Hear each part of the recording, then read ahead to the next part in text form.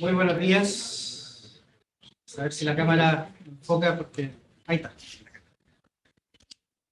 Muy buenos días, muchas gracias a todos quienes están aquí por participar, tanto presencialmente como a las personas que tenemos conectadas en línea. Por favor, aquellos que están en línea pueden enviar sus mensajes por el chat, cualquier cosa que necesiten. También tenemos un equipo que está revisando las comunicaciones. Dos servicios de utilidad pública antes de comenzar con la presentación y la conversación que tenemos preparada para hoy día. El primer servicio de utilidad pública es que, por favor, después los vasos del café los dejen allá para que la persona después pueda retirar adecuadamente. Y además también, por favor, silencien sus celulares para que algún sonido por ahí no interrumpa la conversación. Voy a sentar y quiero entonces iniciar esta jornada de esta mañana muy interesante. Les queremos sin duda agradecer a todos quienes están presentes por el interés en el tema que vamos a conversar hoy día. Está relacionado con la potencia de suficiencia, el nuevo reglamento que está en Contraloría, las inversiones en el sector renovable. Tenemos un panel de lujo. La primera parte vamos a contar con la participación de Ethan y Peter de PA Consulting Group, una consultora norteamericana renombrada y con muy buenas credenciales, que él ha hecho un análisis bastante interesante que van a compartir hoy día con nosotros sobre la utilización y la remuneración de potencia en otros mercados. Posteriormente, de la presentación de PA Consulting, vamos a tener un panel de conversación y de discusión con tres panelistas de lujo, de primer nivel: Jorge Moreno Pinodú, Javiera Méndez de Larraín y Stan Maluk de TNP de Combinable, dando la perspectiva financiera. La presentación inicial va a tener una duración de unos 30-40 minutos. Posteriormente tendremos panel de discusión y podemos hacer también una sesión de preguntas y respuestas. Esas preguntas y respuestas, por supuesto, tanto de la gente que está presencial como de aquellas personas que están online a través del chat. Vamos a tratar de hacerlo lo más dinámicamente posible en función de lo que permita también la tecnología. Para iniciar entonces, los voy a dejar con Ethan Paterno, quien es partner de PA Consulting Group, especializado en diseño de mercado, análisis y proyección de mercado, M&As de centrales eléctricas. Ethan se ha desempeñado como asesor de cambio global y regulatorio en el sector eléctrico y todas las implicancias que tienen estos cambios en las inversiones actuales y futuras. Y también lo va a acompañar Peter Moore, que es Manager Consultant de PA Consulting Group, consultor en ingeniería y servicios públicos y asesor de varias empresas también y servicios públicos, no solo en Estados Unidos, sino que en el resto del mundo. Tienen más de 16 años de experiencia internacional en los mercados de la energía y en el análisis de los mercados de energía. Les recordamos entonces que, si en caso de que tengan preguntas, después de terminar la presentación, pueden levantar la mano a quienes están presencial y también hacer comentarios por el chat. Entonces les quiero dar la palabra a Ethan y Peter. Por favor, Ethan, Peter, the floor is yours. Yes.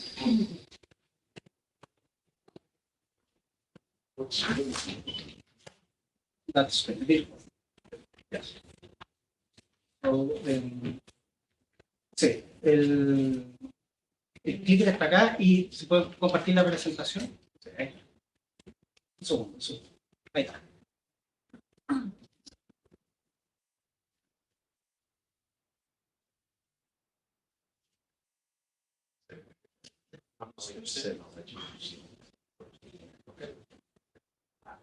First off, I wanted to say thank you very much to Dario and to Sarah for having us down here to share our insights on the Chilean market and as well as our experience in PJM in Can you California. speak a little bit loud? A little bit louder. Yeah, Yes. want to say thank you, obviously, for having us down here to share our insights on the PJM and California markets in the U.S. and how that relates to the Chilean market, given some of the reform going on here today. The presentation that we have will share those insights, a comparison, and then also offer some. I don't think your microphone's on. Parece que si puede el micrófono en la sala. Si hay parlantes. Sí, parlante. Hay parlantes. Ah, ok. Pensaba que solamente poner gente online. El otro, debe el micrófono. Is this any better? Technical difficulties. Sorry about that. So the presentation today, we're going to talk about the PJM and California markets in the U.S., also share some insights on the Chilean market, and then definitely leave time for some questions. If we could go to the next slide, please. You have pointed in that direction.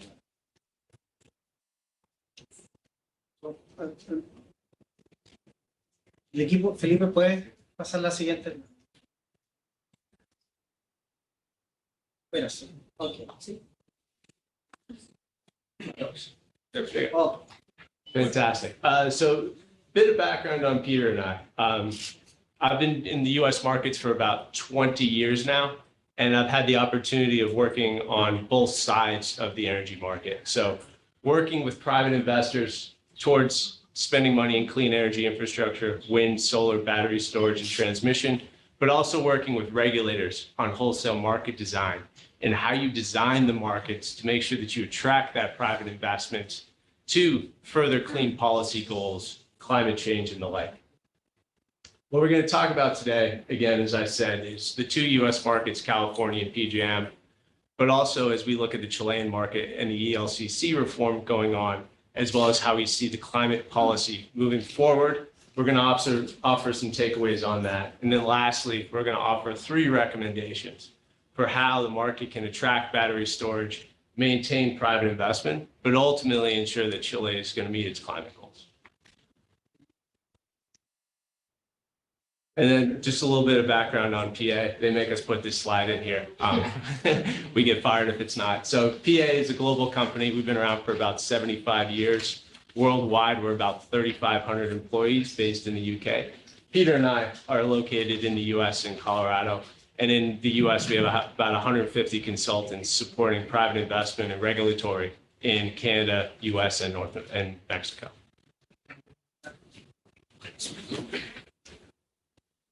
Okay, I'll touch on the background of the ELCC reform for just a couple of minutes. As you can see on the slide, Chile has very ambitious clean energy goals. It's about 27% clean in 2021. That's set to go to 80% in 2030 and 100% net zero economy-wide by 2050. Similarly, for battery storage, there's not very much storage on the system today, but the goal is to have 2 gigawatts by 2030 and 6 gigawatts by 2050, excuse me. So in order to transform the market, according to the goals of the ministry, there has to be quite a bit of phasing out of fossil-fired generation, including coal and natural gas, and that'll have to be replaced largely by wind, solar, and battery storage. Now, there may be breakthrough technologies to achieve that 2050 target, but particularly the 2030 target is going to require a significant deployment of clean energy over the next 8 years. So in response to these changes, of course, the ministry has put forth an internationally recognized standard called ELCC. The specifics, of course, are still being debated, but the capacity accreditation for capacity resources is likely to change.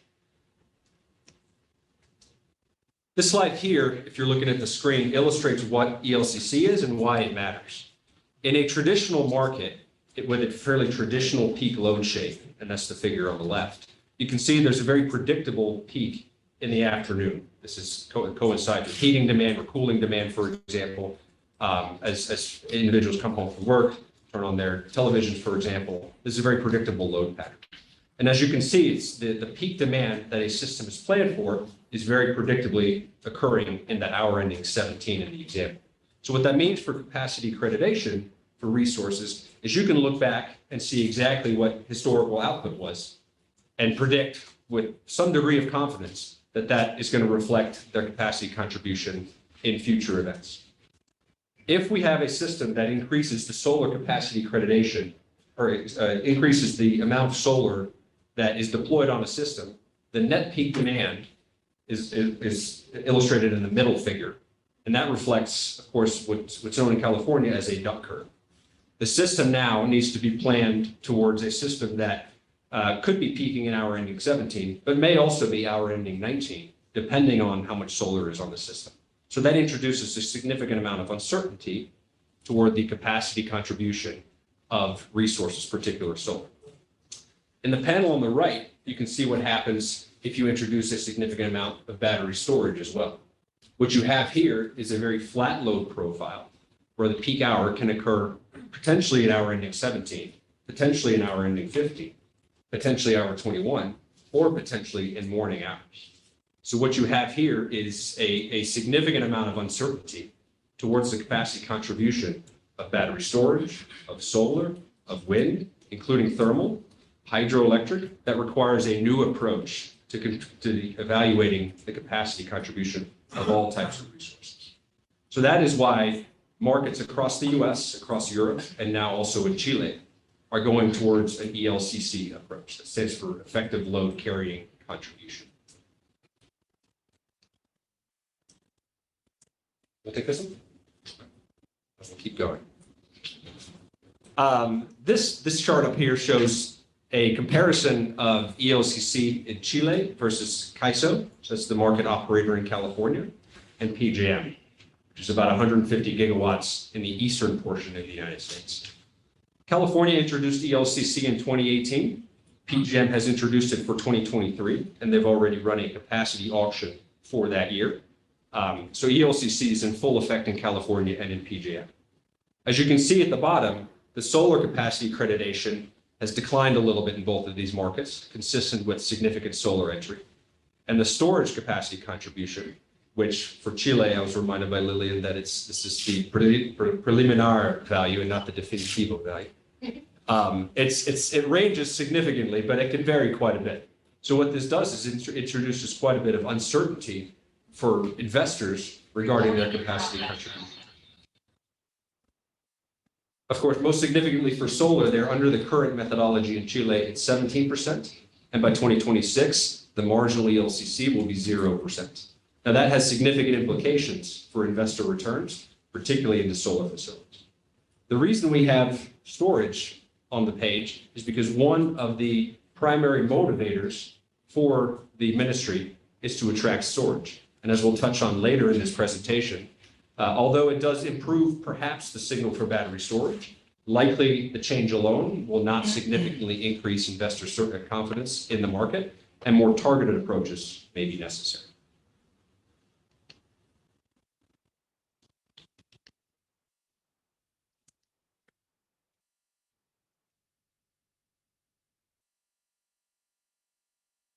Not sure, but there we go. Okay, so a brief overview of the two markets that we're looking at today. First is California. The California system operator, here CAISO, covers a market of about 50 gigawatts of peak demand. PJM covers a market of about 150 gigawatts of peak demand. So PJM is the largest system operator in the US and I believe the world. Chile, of course, is much smaller with a peak demand of 11 gigawatts. But the energy transition in Chile is very comparable to California today and very likely PJM in the near future. You can see that the nameplate capacity in Chile is 31 gigawatts, of which 6 gigawatts now is solar. That's quite an increase from just a couple of years ago. And the solar penetration in Chile is very comparable to that of California. So what Chile is facing today is a changing capacity mix that's very similar to California. Now, PJM is a little further away, but their interconnection queue features 100 gigawatts of solar. So they are very soon going to be in a similar position as Chile and California. Said differently, the approach to ELCC has taken on greater importance in all three of these markets, and which is why we're making that comparison today. The last thing I want to point out on this slide is the REC requirement. So Chile has net zero goals of 2050, by 2050. Their REC requirement, however, subject to change as we understand, still today reflects a 20% requirement by 2025. And that was exceeded many years ago, or several years ago. Importantly, in California and in PJM, that target is still aspirational, meaning that they have not yet achieved it. The reason that is important is because REC requirements drive REC revenues, and REC revenues are an important revenue stream for solar finances, as well as other renewables. Importantly here, when the REC requirements are updated in CAISO and in many PJM states, it drives REC pricing such that prices in those two markets are roughly $10 to $15 per megawatt hour. In Chile, one of the reasons that REC revenues are not significant and why there's no ability for a shortfall potentially in capacity revenues to be made up is because that requirement does not reflect the net zero commitment of the ministry.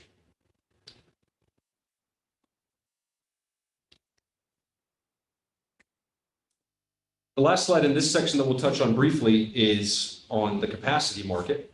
In Chile, the capacity price is predetermined. It's a cost-based market. The reason that is important, as we'll touch on in just a couple of slides, is because if there is a change to energy revenues, for example, in PJM or in CAISO, there is a natural response to clearing prices in the capacity market, as well as in the REC market, that ensure that revenues are harmonized across these three revenue streams.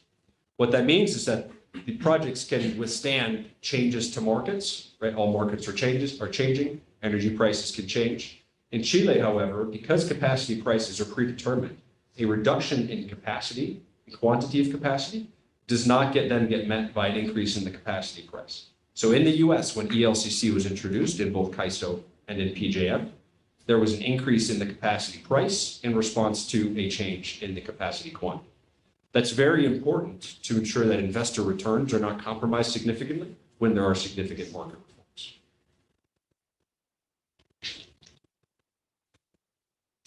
Take this one? Sure.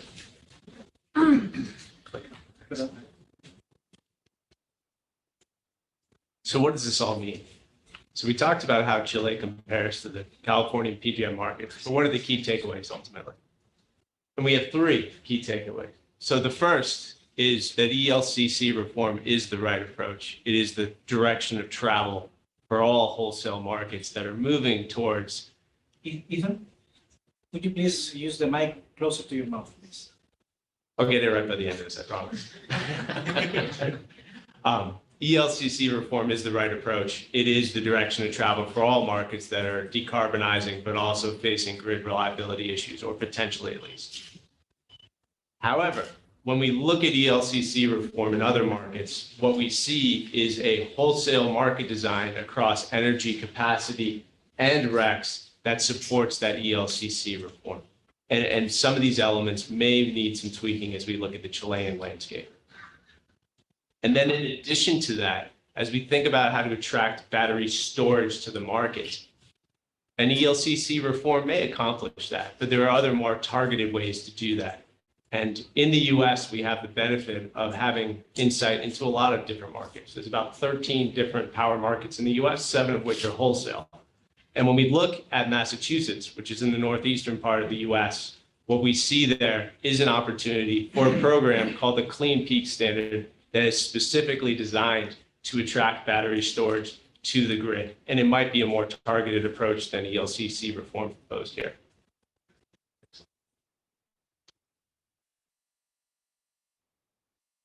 So to our second observation from the prior slide, when we think about ELCC reform, we think about how capacity, energy, and REC markets interact at the end of the day.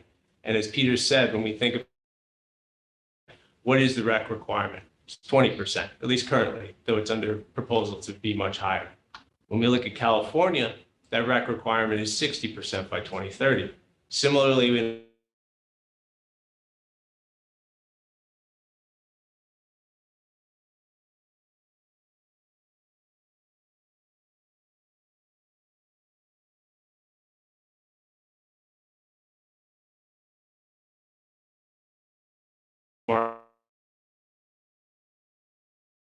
looking at this chart here specifically, and apologies to those people right in the front of the room that may not be able to see it, what we see is the product of a well-functioning market, and in particular, what a high enough REC requirement can do to compensate for changes in revenues from the two other wholesale streams, energy and capacity.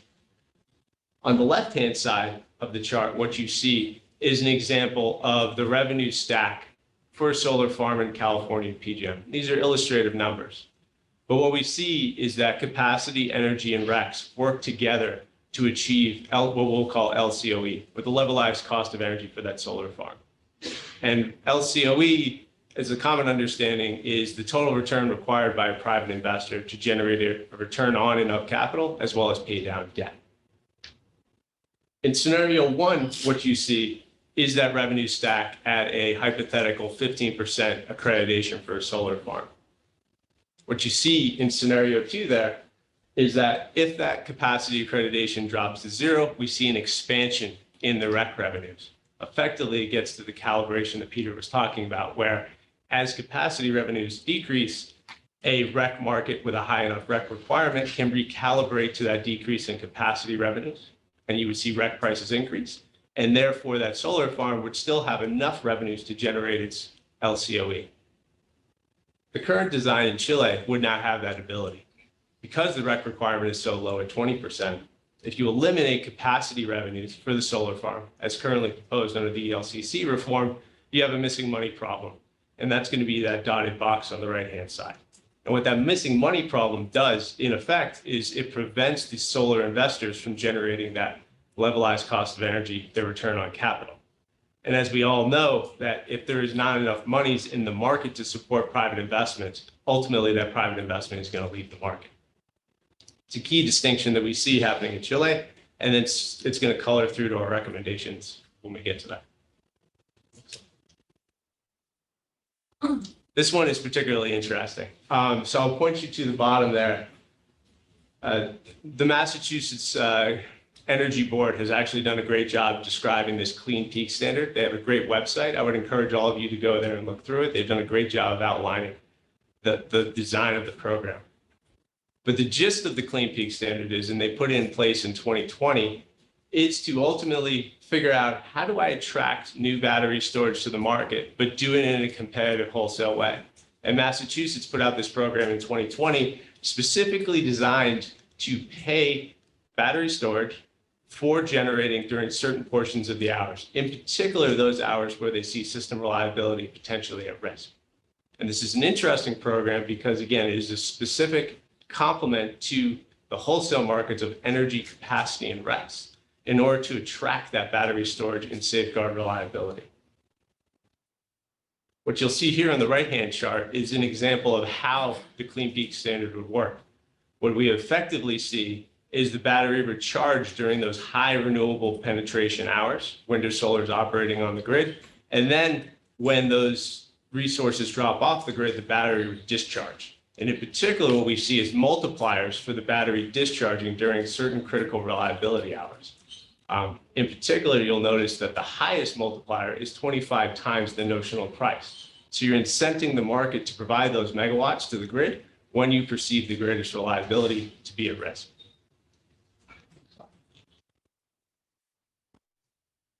And then the last concept that we want to talk about before we get into our ultimate recommendations is grandfathering. So we have examples in the US, again in California PJM, of market rules being designed where they did have a significant impact to actually involve grandfathering or effectively reserving those rights for certain types of resources. In California, they did this when they introduced changes to the demand response program. And in particular, what they did there is for existing demand response resources, the rule change actually did not apply. And then similarly in PJM a couple of years ago, they were making significant changes to the capacity market that would have eliminated or significantly declined capacity revenues for renewables. And what also they did there, in fact, was based on the rule change, all generators that were either online or had signed area connection queues were absolved from that rule change. So they did not have to follow it. And that was a critical design element that was reflected by both PJM, the system operator, but as well as by FERC. And both institutions realized that that rule change was needed in order to ensure that the private investors who had already made those capital decisions to go into the market didn't adversely injure the revenue profile. And that had twofold. One, it was because of the current market impacts. But secondly, both PJM and FERC realized that they wanted to continue that private investment, that they needed to safeguard how rule changes were applied. So our recommendations are as follows, and I'm sure there'll be some questions here, and we're happy to answer those. And I promise to talk into the mic when I do. The first, we already understand, is underway, which is to update the REC requirement in Chile to better align with the clean energy policy goals of the country. Second is to create a clean peak standard, similar to what we have in Massachusetts, a program specifically designed to incentivize battery storage to enter the market, but yet still do so within a wholesale market construct, paying battery storage for generating those during those hours where grid reliability could potentially be at risk. And then thirdly, we would propose a grandfathering of capacity accreditation for all existing generators. And the question you're probably asking is, well, what is an existing generator? And we would define that as both obviously operating projects, but as well as those projects that have signed tenders, received financial closing, and in the interconnection queue. And again, that is designed to ensure that the private investment decisions made today will be made whole. And in particular, that we'll continue to see that private investment going forward over time. Two of the things we'll say is you might be thinking about the grandfathering and wondering if the increasing REC requirement could be a substitution for grandfathering. We don't think of it that way. When we think about these three recommendations, we actually break them down into two parts of the equation of how Chile meets its climate goals. The first two, the REC requirement as well as the clean peak standard, are designed to incentivize the long-term health of the market. And we follow that there'll be an adjustment period as they're applied, and that investors will respond to current accordingly. The third one, the grandfathering, ensures that those investors are going to be around. And we really view that as a near-term dynamic that needs to be addressed in the market. And in particular, and as I'm sure Stan will talk about in a little bit here, is the elimination of capacity revenues under the proposed ELCC reform would have significant implications as private investors go to finance their projects, and that replacement of that with REC revenues will not necessarily result in the same leverage or the amount of debt that can be applied to that project. And it's going to take time for the banks to get comfortable lending against REC revenues, which is why it's so important to have this grandfathering in there to ensure that the banks can lend against projects, can give credit for capacity, and ultimately what that'll do is result in lower tender pricing.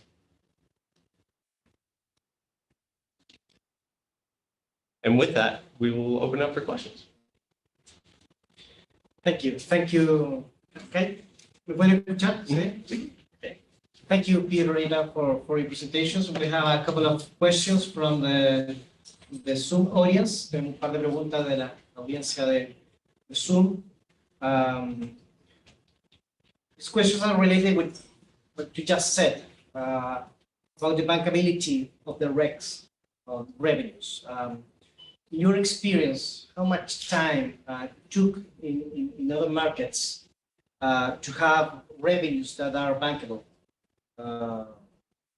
coming from RECs? ¿Cuánto tiempo en otros mercados ha tomado tener ingresos que sean bancables a partir de los RECs, de los certificados?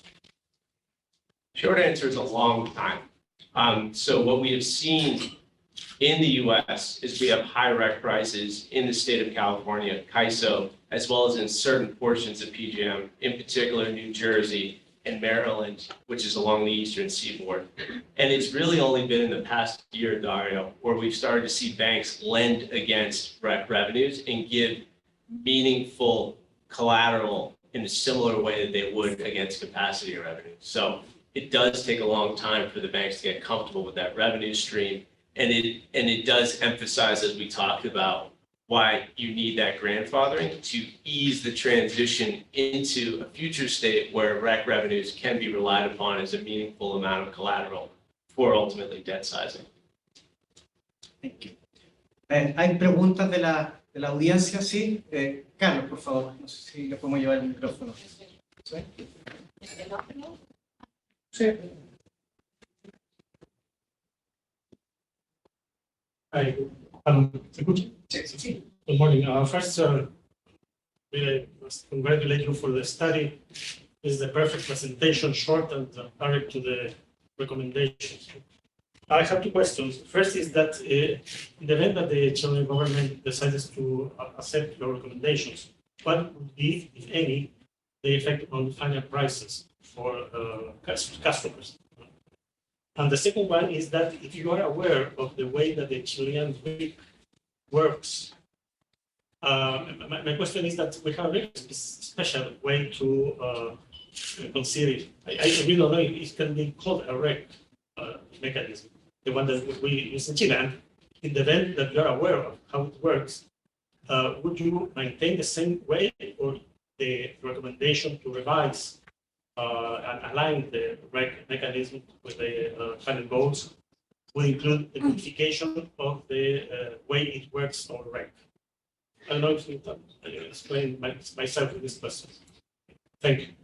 So I'll say a couple quick things on the REC bit, and maybe let you take the first question there, Peter, if that makes sense. So in full disclosure, we haven't dug into the details of the way the Chilean REC market currently works. Mainly because we saw how low the target was and came to the conclusion that if that target doesn't change, you're not going to get significant price formation, and it's not going to be a good complement to the overall revenue stream for a solar farm.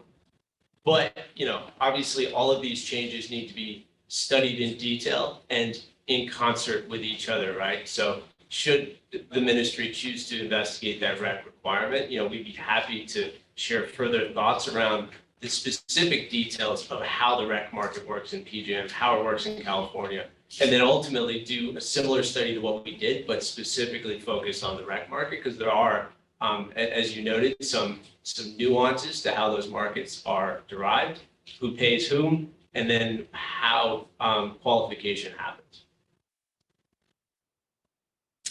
Yeah, I'll say a couple things on that topic, and then I'll follow up on the pricing. In general, the two things that make a REC market work is the target needs to be aspirational, so it needs to be higher than the current level of renewable penetration in a market, and the RECs need to be tradable, so there needs to be a mechanism where you can trade or liquidate those RECs and turn them into cash flows. In California, there's a trading program. In PJM, there's a trading program. So, and that's really what facilitates those high prices. Folks can exchange RECs or trade those RECs, and that's what translates to that price discovery and a stable REC price. Regarding the PPA pricing, or for the pricing for the tenders, and ultimately what it does for consumer prices, I think it's difficult to say exactly, because the reason you have a REC payment is to incentivize resources to come into the market that may not be the cheapest, but they do make progress towards clean energy goals. So battery storage today in many U.S. markets is probably not economic compared to a very cheap natural gas-fired generator, for example. However, if Chile is to make to satisfy those 80% by 2030 goals, they'll have to have investment in resources that are clean and that don't contribute to emissions externalities. So pricing those in, whether that's through a carbon price or through a mandate towards clean energy resources, is ultimately what's going to be important. I think what matters here, though, is if these reforms are implemented, or the suggestions that we have, what matters for projects themselves is that those project costs will be able to be lower than they are otherwise. It will lower the cost of financing. It'll provide investor certainty for those projects, and ultimately that will translate to lower ticket prices. The only other thing I would add to that is, if you continue to attract private investment and private investors to the market, you will get competition. And all else equal, competition will drive down pricing. So that's not us here saying that you will get absolutely lower prices if you do all these recommendations. We haven't done the analysis to fully support that conclusion. But it is to say, with these recommendations, you'll continue to attract private capital and competition in the Chilean market, and all else equal, that should drive competitive pricing. Thank you, Peter. ¿Más preguntas de la audiencia? Las manos levantadas por allá atrás, ¿no? Y quiero además contarles que tenemos casi casi 190 personas conectadas por Zoom, que también han estado bastante activas en el chat. Así que muchas gracias también por la participación, además de las 80 personas que tenemos aquí en la sala. Si no hay más preguntas, entonces, para el equipo de PA por el momento. Tenemos unas preguntas por el chat del Zoom. A ver. Voy a leerla directamente, a ver si no cometo ningún error. Dice, you mentioned that the current ELCC reform in Chile would result in 0% capacity accreditation for solar PV by 2026. However, my understanding is that the timeline of the current proposal considers that the new regulation will come into force in a progressive way, starting 5 years from the publication date in 2027. And that the new methodology will be only fully applied from 10 years after the publication date 2037. Could you please clarify which timeline is currently considered in the proposal? Yeah, I can take that one. The 2026 0% value is from the ministry study. So that's if you apply ELCC without considering a transition period. So there is a transition period, as we understand, being contemplated. So the actual value in 2026 likely won't reflect that 0%. The 0% is also a marginal value. So in the average value, I believe, from that study is 10%. But the direction of travel is fairly clear that if you introduce ELCC, depending on the specifics and depending on the transition period, you will gradually see lower and lower capacity accreditation, and that lowers the capacity revenues available for solar facilities.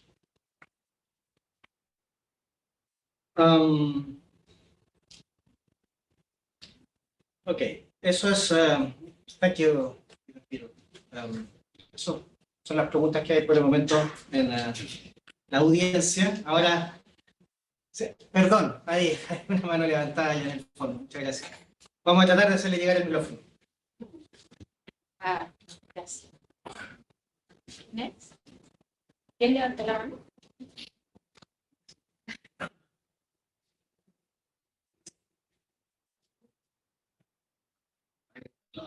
Amir from here.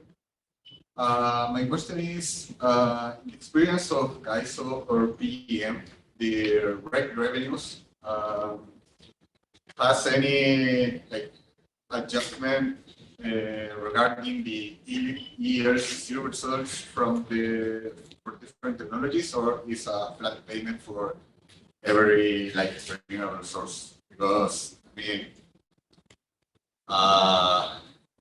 when we see the ELCC results from solar technologies, we're saying that the recognition is 0%, and maybe that is telling us something about that. Maybe the effective low carrying capability of solar projects is I don't know what the word is. Lo voy a decir en español porque mi inglés no es muy bueno. Lo que estoy tratando de decir es que quizás lo que hay que considerar, o quizás se podría considerar por los mercados internacionales, si es que se considera o no se considera alguna métrica como el LSC dentro de los pagos de estos revenues. Porque lo que queremos justamente quizás es remunerar mediante el pago de suficiencia las tecnologías que efectivamente aportan a mejorar la suficiencia del sistema. Lo que estamos viendo quizás con estos resultados de LSC, que por lo menos lo que mostraron acá es que en el caso de Chile, el reconocimiento de la tecnología solar es un 0%. Entonces, quizás pensando en los pagos por suficiencia, habría que quizás sería adecuado hacer un ajuste viendo qué es lo que nos dice esta métrica del LSC con respecto a las distintas tecnologías. Sí. Entonces, mi pregunta es si es que los mercados internacionales como CAISO y PEM se considera de alguna manera esta señal de capacidad de aporte a la suficiencia efectiva. Dentro de estos pagos simplemente es una tarifa plana para todos los tipos de tecnología. Gracias. Repetamos.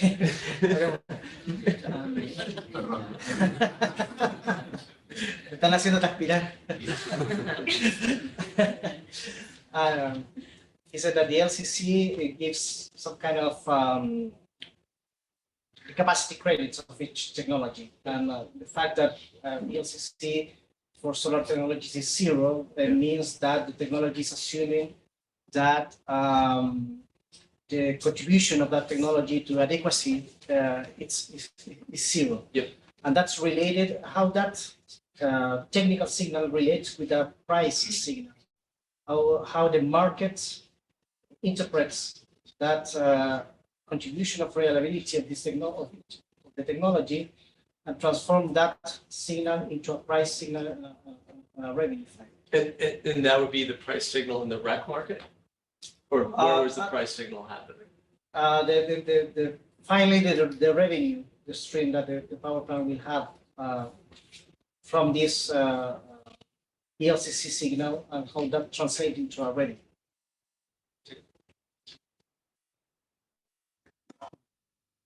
So using California as an example, which has been at the leading edge of the US for the better part of 20 years now in terms of their clean energy policy, but also transforming their market design to recognize the grid reliability issues that they're facing as they retire all of their coal now, natural gas, and actually some of their nuclear generators.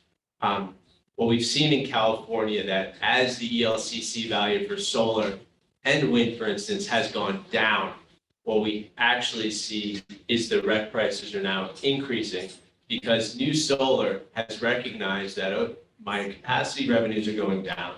My energy revenues, let's assume, are fairly stable for the moment, but I need additional monies to generate the return on my investments to pay down my debt as well as generate the return on enough equity. So going back to that bar chart slide that I had, what we've seen in California is this recalibration in REC prices to effectively compensate for the decrease that you saw in capacity revenues because of the decrease in ELCC values for solar.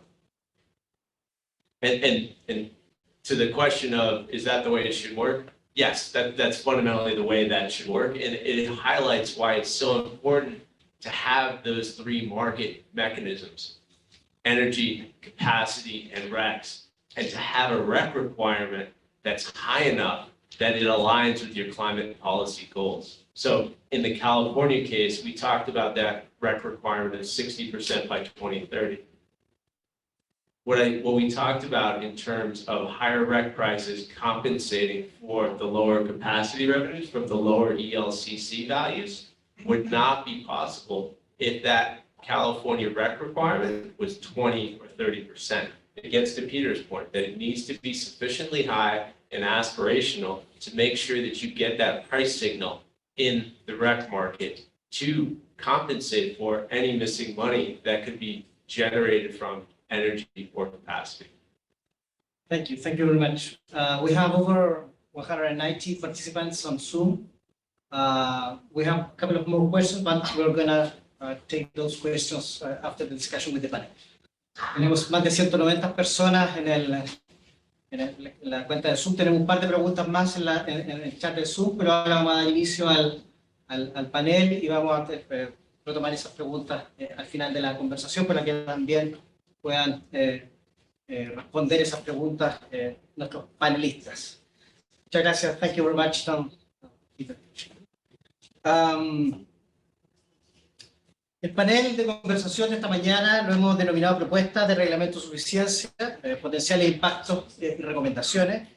Y tenemos tres panelistas de lujo que ustedes ya tuvieron la oportunidad de conversar con ellos también durante el café previo. Nos acompaña Javiera Méndez, quien es abogada asociada de La Raíz y Asociados, experta en regulación energética, normativa y planificación, con experiencia en derecho público, en servicios regulados. Javier ha participado en la elaboración, la discusión y en los trámites legislativos de las principales reformas del sector legales y reglamentarias, así que muchas gracias, Javier, por estar con nosotros esta mañana. También nos acompaña Jorge Moreno, de Inodu, consultor de reconocida experiencia con casi 20 años de experiencia en el sector energético. Jorge se ha especializado en el análisis estratégico nacional e internacional de la industria de la energía. Ha trabajado para empresas de América Latina, Chile, Estados Unidos. Experto en muchas cosas, Jorge, gestión de energía, eficiencia energética, sistemas complejos. Así que muchas gracias, Jorge, por acompañarnos también.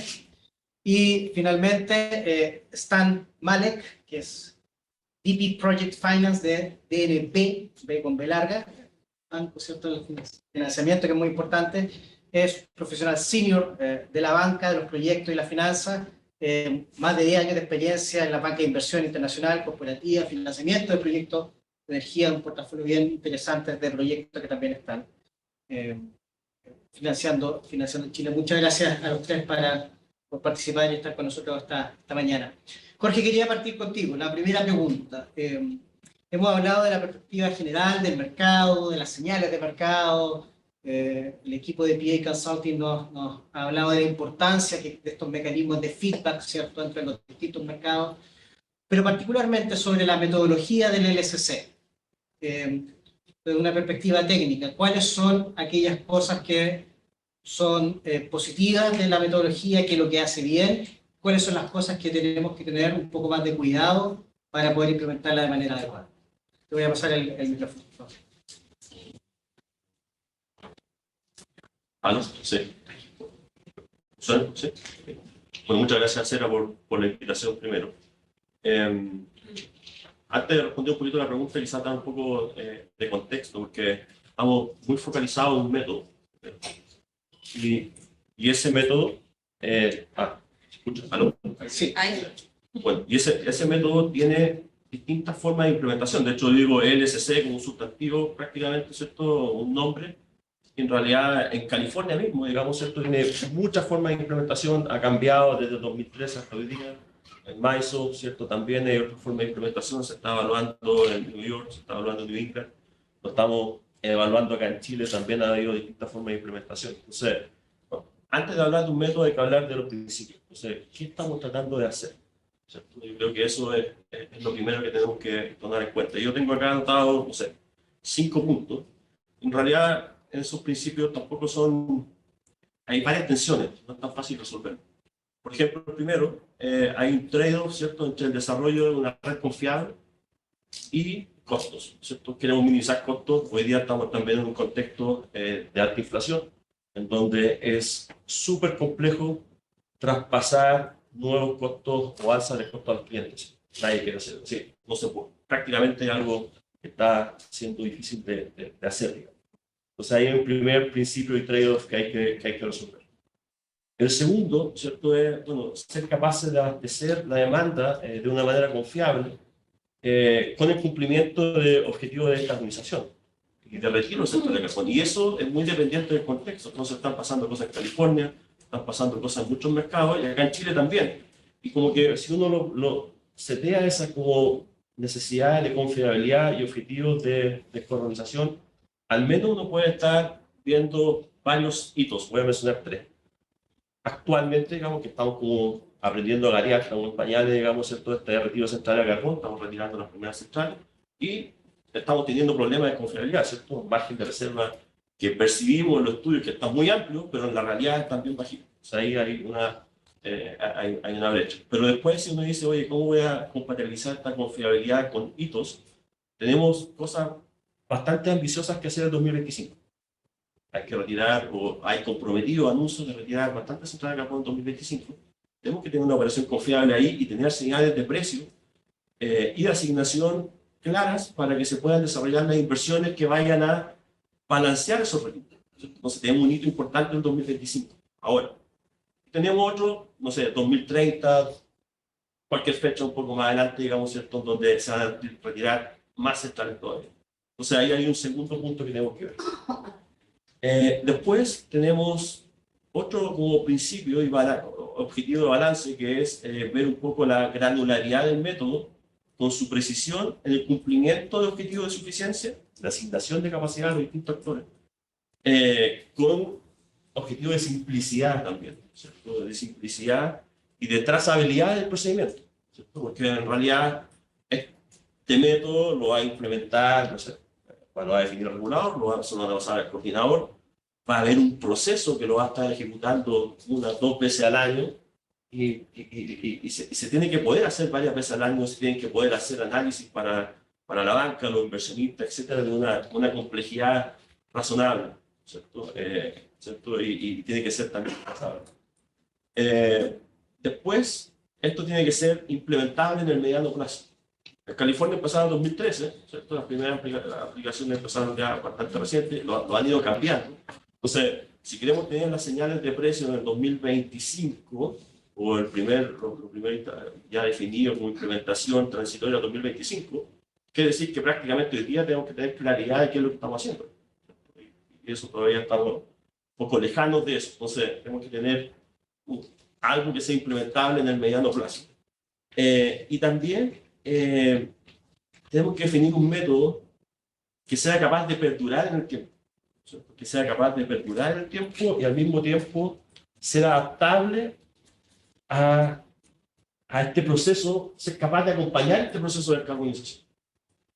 Es difícil de resolver, digamos, está cambiando. Piensa que el DS62 lo definimos en 2006, lo empezamos a aplicar en 2017, llevamos 5 años de aplicación y lo queremos cambiar, ¿cierto? Entonces acá estamos definiendo un reglamento que tiene transitorio, se comentó ahí, prácticamente 10 años, y es prácticamente el ciclo en el cual uno está cambiando las cosas, digamos, ¿cierto? Entonces, ¿cómo resolvemos algo que dé señales, ¿cierto?, a los desarrolladores, operadores, a los inversionistas, a la banca, ¿cierto?, al coordinador de algo que en el fondo uno tenga cierta certeza de asignación, cierta certeza de precio, que sea perdurable en el tiempo y que cumpla objetivos de confiabilidad? Es algo súper complejo.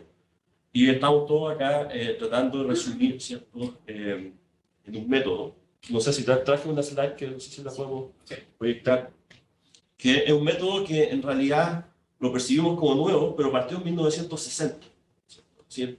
Entonces no es para nada nuevo, pensamos que es nuevo. Partió en 1960, en un contexto en donde se buscaba tratar de abastecer la demanda de manera confiable de sistemas que eran mayoritariamente térmicos. No había recursos con energía limitada. Entonces, sin estar en el detalle del método, ¿cierto?, uno tiene que aumentar la demanda para abastecer un nivel de confiabilidad objetivo, ¿cierto? Después quita un recurso y después ve cuánto puede abastecer nuevamente para el mismo nivel de confiabilidad objetivo, y en función de eso sacan la diferencia y el reconocimiento de potencia que se encuentra. Eso es lo que se sintetiza en el lado izquierdo de esa figura. Lo que olvidamos es que partimos de un contexto, ¿cierto?, y que es el punto cero, digamos, que es como nuestro sistema actual.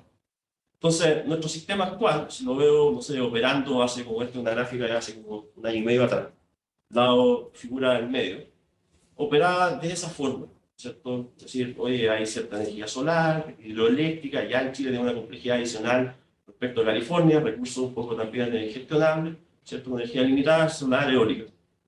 Entonces, ¿qué significa en este contexto de transición energética aumentar la demanda hasta alcanzar el nivel de confiabilidad objetivo? Significa la figura de la derecha.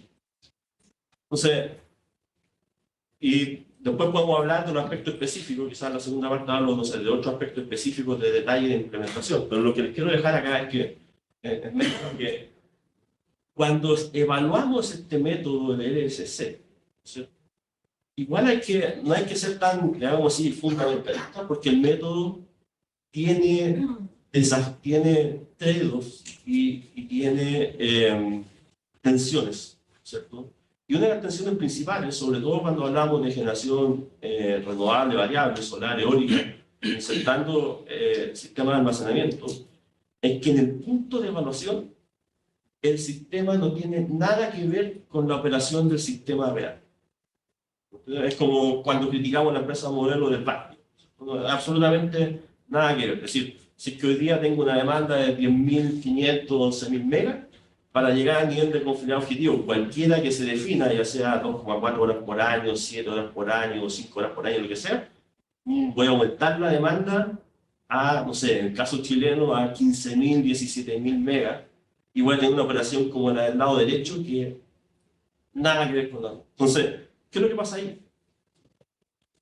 El LSC fue pensado cuando teníamos centrales térmicas y la operación de centrales térmicas, ¿cierto? No se condicionaba tanto una con otra. Hoy día, en la transición energética con sistemas de embalse y sistemas de almacenamiento, la operación depende, y el valor de la operación depende mucho de las interacciones. Interacción sol, interacción almacenamiento. Interacción eólico, interacción almacenamiento. ¿Sí? ¿Cómo son las interacciones en el contexto de evaluación? ¿Cuál es el valor que emerge de ahí? Entonces, nuevamente, vamos a tener un método, pero tenemos que pensar qué es lo que estamos haciendo, ¿cierto? Y quizás nos va a resultar algo, pero nos vamos a tener que poner de acuerdo, ¿cierto? Porque esto al final es un juego de suma cero. Nos vamos a tener que poner de acuerdo en cómo repartir o cómo interpretar en el contexto actual el cambio en el valor de las interacciones al momento de aplicar este método. Después yo creo que voy a dar un poco, ¿cómo se llama? Sigamos y después comento algunos aspectos adicionales. Perfecto, muchas gracias, Jorge, por esa interesante, efectivamente, cómo funciona el método y entender bien qué es lo qué significan los resultados para poder posteriormente transformar esos resultados del método en una señal de inversión de largo plazo. Stan, tu turno. Mira, Consulting nos habló de las recomendaciones que ellos estiman necesarias para poder tener un mercado, cierta potencia, energía sano, que entregue las señales de largo plazo. Jorge nos acaba de comentar sobre algunas precisiones de la metodología. Pero esto no tiene sentido si no se traduce en señales que permitan a los inversionistas invertir a tasas razonables, a precios razonables, a tiempos razonables, niveles de riesgo razonables, para que esas inversiones se materialicen en plantas de generación que inyecten electrones limpios a la red, que finalmente es desde la perspectiva de quien está financiando, del que está viendo y entendiendo los riesgos del sector. ¿Cómo ves tú la discusión que se está dando en términos del reglamento de potencia en particular y de la transición energética en general? Sí. Hola a todos, buenos días. Yo creo que para partir y como responder esta pregunta de forma como bien estructurada, uno tiene que partir explicando al final el rol y creo que un poco dar contexto del tamaño que juega en toda la matriz energética del sistema bancario, sistema como financiero. Para dar un poco de las cifras. Nosotros como banco, nuestra exposición al sistema eléctrico, lo que tenemos directamente como préstamos, ya exige $1.000 millones. Por supuesto, no somos el único banco en el sector. Por lo menos hay 3 o 4 bancos del mismo como tamaño de exposición al sistema eléctrico. En total, por ejemplo, nosotros ya hemos financiado más de 4 gigawatts de energía renovable en Chile. Entonces, eso es un poco para dar a ustedes la escala. ¿Cómo estamos llegando a estas cifras tan altas? Eso es porque estamos justamente como prestando con plazos ultra largos que alcanzan incluso a 20 años, tomando en consideración flujos que tiene el proyecto. Por supuesto, miramos los ingresos, donde normalmente tenemos algunos tipos de contratos de largo plazo, PPAs, normalmente con distribuidoras. Y por supuesto, estamos mirando también el aspecto de costos, que al final, como haciendo el netting, sabemos al final qué es lo que al final el proyecto tiene para poder repagar la deuda. Entendemos que algunos de estos ingresos son más como variables, otros, por ejemplo, tomando ya el punto extremo mercado spot, pero otros son muy estables. Y en nuestras como estimaciones, cálculos, siempre estuvimos tomando todos los ingresos de capacidad como algo ultra estable, dado simplemente la historia y también como la metodología que se aplica y cómo se calcula el precio por kilowatt por mes.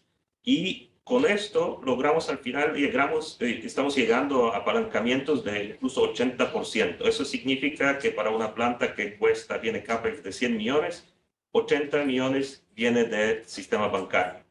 Y aquí hay que también destacar una cosa, porque nuestros préstamos, por supuesto los sponsors siempre van a quejar que son muy caros, pero mirando su forma relativa a otras fuentes como de fondos, al final son baratas, porque darles ejemplo, nosotros estamos a tasas de LIBOR más 2% hasta 18 años, ¿no? Eso es, en comparación del costo como para levantar equity, eso es muy barato.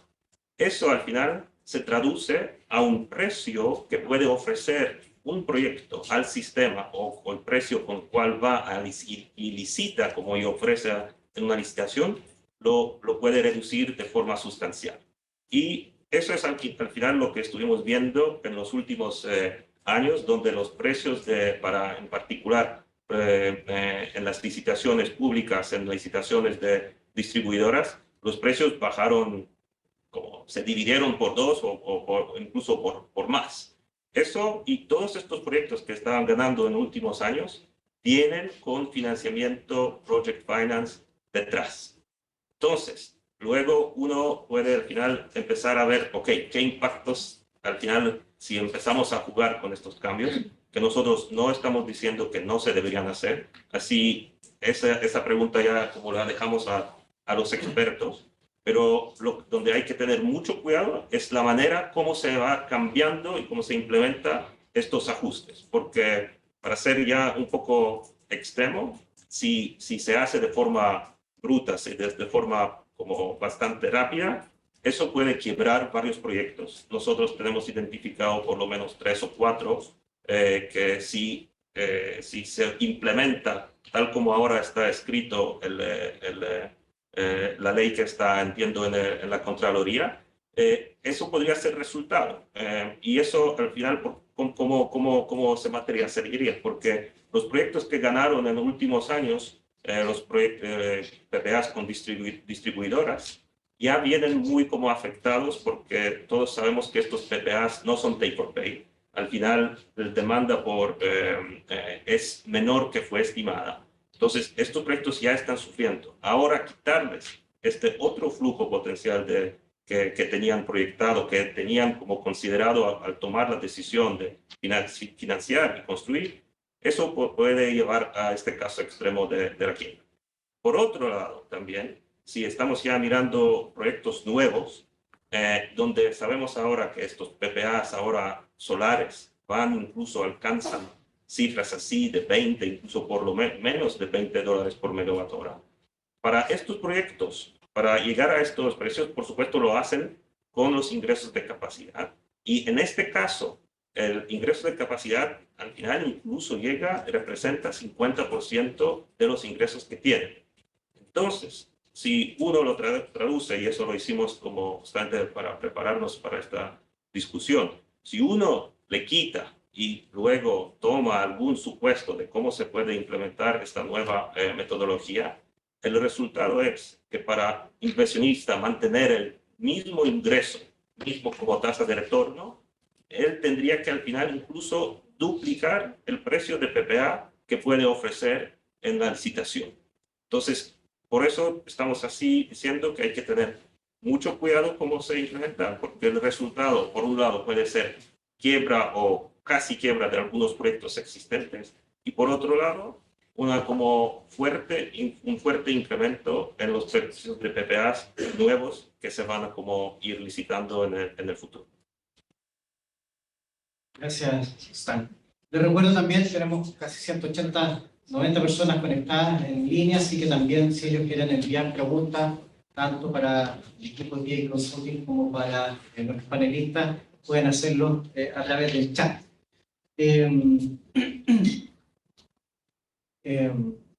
Yo siempre digo que el problema o la dificultad del sector eléctrico en particular es que mezcla estas 3 disciplinas, ¿cierto? La ingeniería, las disciplinas financieras, comerciales y por supuesto lo regulatorio y lo legal, que es bastante que en el fondo es lo que habilita que todo esto se pueda materializar, ¿cierto? La ingeniería permite que los electrones lleguen, los bancos y los financistas permiten que las plantas se construyan, pero todo esto se enmarca en la normativa, en la regulación que permite que los intereses se vayan de alguna forma alineando además con la política pública. Entonces, Javier, en función de tu experiencia en políticas públicas, en políticas regulatorias, ¿cómo se ve esto desde esa perspectiva general, desde la perspectiva de cómo país queremos impulsar una cierta línea y camino hacia la transición energética en un sector que es intensivo en uso de capital, que requiere ciertas certezas y por lo tanto la certeza pública ahí está jugando un rol relevante? ¿Cómo ves esta discusión del reglamento de potencia? Ahí se escucha. Sí, se habla ¿Sí? directo, sí. Primero, Darío, muchas gracias, Yacera, por la invitación a este seminario, que trata un tema fundamental, como Darío lo acaba de explicar, que es cómo diseñamos el mercado de suficiencia en el país. Y es fundamental desde el punto de vista de las políticas públicas que ese diseño no puede ser aislado.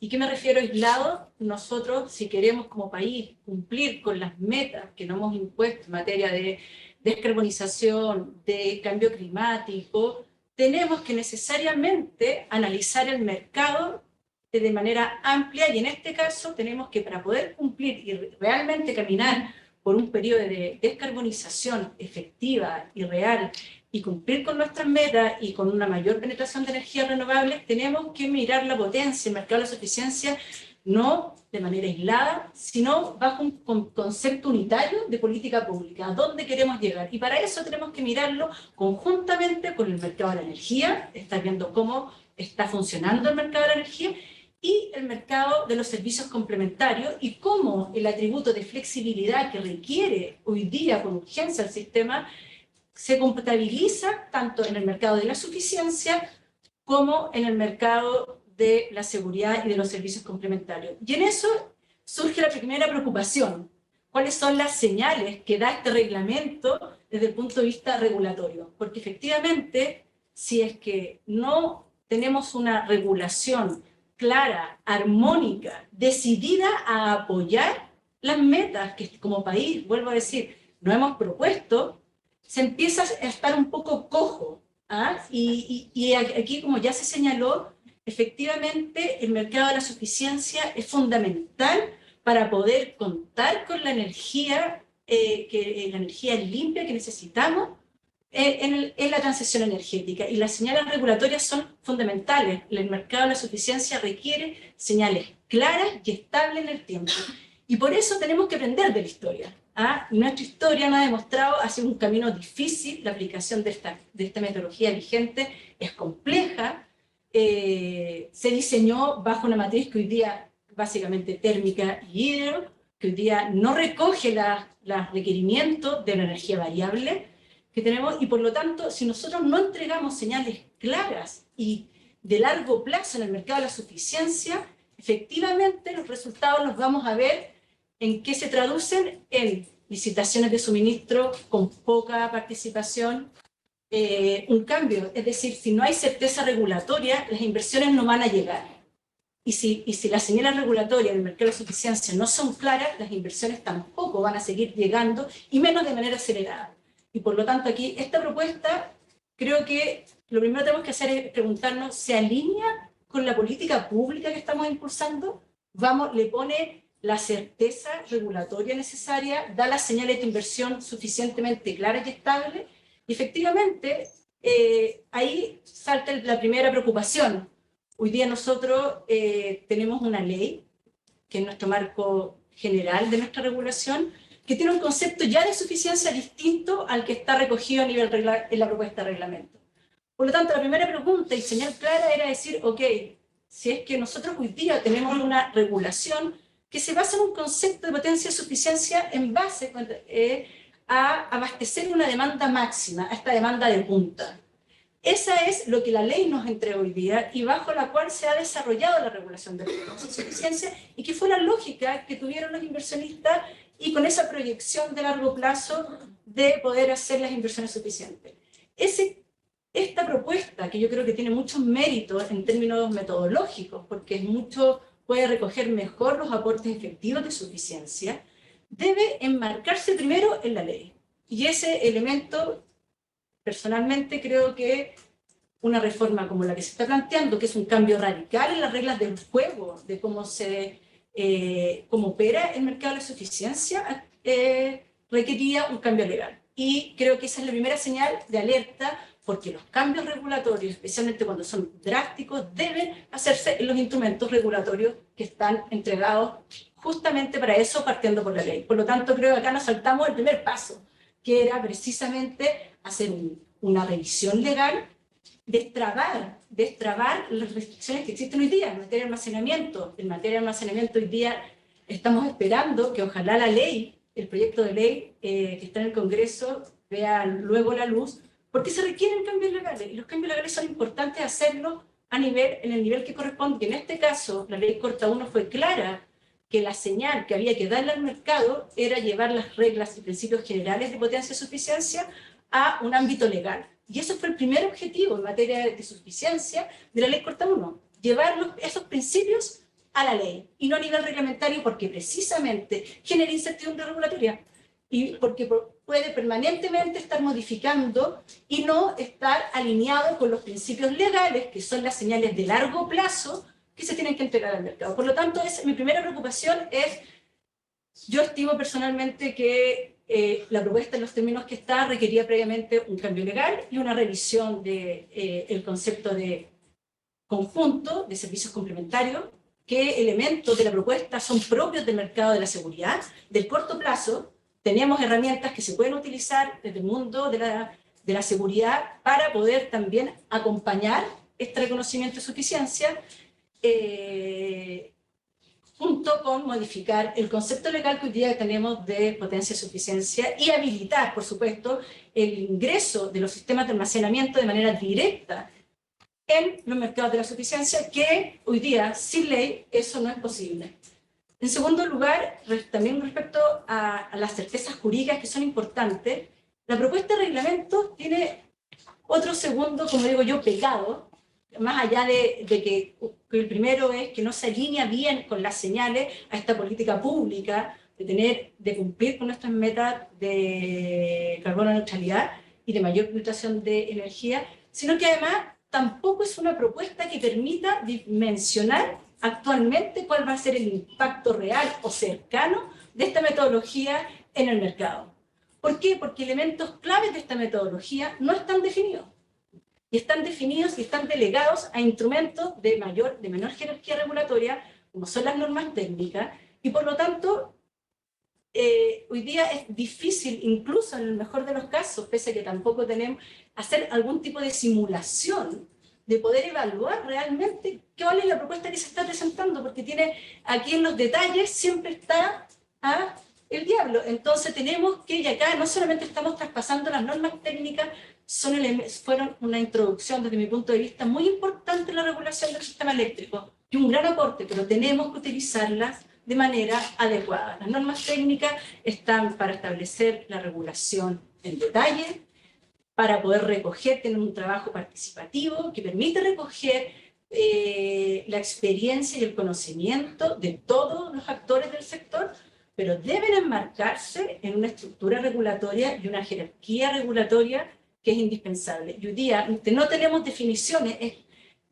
Traté de hacer el intento de hacer una aproximación de cuál sería, desde el punto de vista regulatorio, el impacto de esta propuesta, y es difícil, porque no conocemos la métrica, no conocemos los objetivos de suficiencia. Es muy bueno que tengamos objetivos de suficiencia, metas de suficiencia a nivel del sistema eléctrico, y que tengamos una métrica que nos permita llegar a esos objetivos. Pero no conocemos la métrica, no conocemos la metodología, porque el reglamento solamente establece principios muy generales, metodológicos, delegando a distintos instrumentos, resoluciones de la CNE o normas técnicas, elementos que son indispensables, porque ya sabemos, primero, que esta metodología es de suma compleja, y cuando las metodologías son tan complejas, tienen un gran problema, que atentan contra la certeza jurídica, porque cuando las metodologías son complejas no son reproducibles. Y por lo tanto, en un mercado tan sensible para efectos de los ingresos, de la estabilidad de los ingresos, todos los actores deberíamos ser capaces de poder reproducir y entender a cabalidad esa metodología para poder hacer esas proyecciones de los ingresos. Hoy día la propuesta de reglamento no da esas certezas, no contiene los elementos. Sabemos que como va a ser tan difícil y requiere mucha data para poder poblar y hacer operativa esta metodología, se va a requerir sistemas computacionales complejos, difíciles, se va a requerir mucha información y bajo esa lógica es indispensable que avancemos en sistemas que sean un poco más simples en términos metodológicos y que contemos con definiciones ex antes conocidas para poder hacer una evaluación real y en conjunto con los cambios que debemos hacer al mercado de los servicios complementarios y a intentar redefinir el concepto de flexibilidad. Por lo tanto, yo creo que la metodología en términos es buena, pero tenemos que tener mucho cuidado con respecto a las señales que damos con la regulación, a que tenemos que entregar certeza jurídica, estamos viendo las consecuencias de la falta de certeza jurídica y por lo tanto es un lujo que no nos podemos dar, es seguir introduciendo incertidumbre al sector en un elemento tan claro y tan importante como es el mercado de la suficiencia. Gracias, Javier. Oye, bueno, tocaste varios elementos que probablemente lo vamos a repasar con Jorge y Stan, pero en un ítem, ¿cierto?, de la remuneración tan importante como la potencia para las centrales renovables, yo diría que hoy día hay cierto consenso en que la metodología actual del decreto 62, si bien es reproducible y tiene ciertas ventajas por ese lado, no recoge adecuadamente los fenómenos que eventualmente quisiéramos remunerar y hay un cierto consenso en que podría ser necesario modificar sustancialmente el decreto 62, como decía Jorge, un decreto que aparece en el 2006 y se pone en marcha mucho tiempo después. Entonces, hay necesidad de cambio. ¿Cómo se compatibiliza esa necesidad de cambio con la estabilidad jurídica y la certeza jurídica? Porque certeza jurídica significa saber lo que va a pasar, ¿cierto? No significa necesariamente rigidez, no significa no cambiar nada. Entonces, ¿cómo a tu juicio se compatibiliza las necesidades de cambio entregando la certeza jurídica adecuada? Bueno, un poco lo que ya dije, la certeza jurídica, la regulación puede entregar esas certezas jurídicas. De hecho, vamos no tan atrás del mercado, como yo les decía, la ley Corta 1 trató de dar esa certeza. En materia de licitaciones de suministro, se hicieron cambios para poder dar justamente esa estabilidad en la regulación. ¿Qué es decir? Por ejemplo, el precio de la potencia en los PPA para clientes regulados permanece fijo, estabilidad en los ingresos, permite dar esa regularidad. Ahora, el Q, ¿cuál es la cantidad? Hay una metodología que permite, pese a que efectivamente no es una metodología que reconoce el aporte real de la energía renovable y la suficiencia del sistema, sí permite una proyección. Y por lo tanto, yo creo que el cambio fundamental para dar certeza tendría que haberse dado, o sea, primero, como dije, a nivel legal, y a nivel metodológico.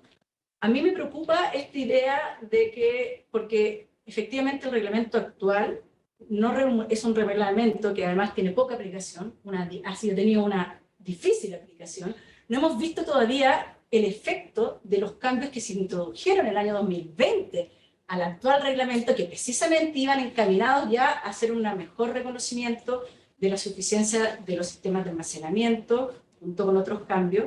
No hemos podido ni siquiera dimensionar bien esos efectos. Entonces, los cambios metodológicos tienen que hacerse, pero tienen que hacerse con señales de largo plazo. Y esas señales de largo plazo vuelven a ser que deben ser cambios que apunten a solucionar los problemas que detectamos. Y en este caso, el problema que se detecta es que la metodología vigente principalmente castiga el reconocimiento de potencia de las centrales renovables. Y por lo tanto, ese es el elemento que tenemos que hacer. Pero esta propuesta, como hemos visto y han demostrado, sigue teniendo ciertos sesgos y castigos también, en este caso especialmente la energía solar.